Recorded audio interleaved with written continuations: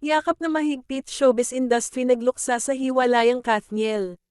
Nagpahiwatig ng kanya-kanya nilang saloobin ang mga celebrities sa hiwalayan ni Catherine Bernardo at Daniel Padilla.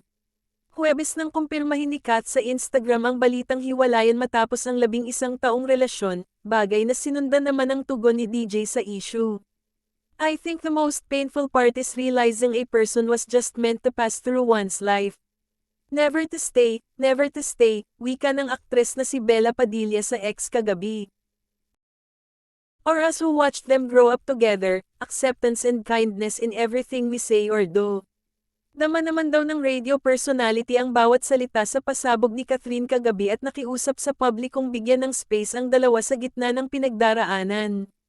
Una nang sinabi ni Bernardo na hindi na siya sisigat sa anumang katanungan matapos ang mahaba niyang paglalahad kagabi. Hindi rin naiwasan ni Vice Ganda, kilalang family friend ni Padilla, tungkol sa usapin, God bless the broken hearts.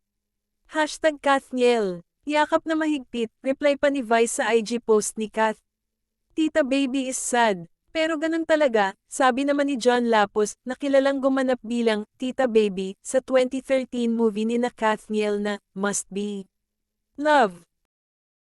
Maging ang chocolate brand na KitKat, tila may paaring na rin sa controversial na breakup. Matatanda ang lumabas ang balitang pag-unfollow di umano ng mga kaibigan ng Kathniel kina Daniel at Andrea Brillantes dahil sa chismis ng pagtataksil di umano sa relasyon.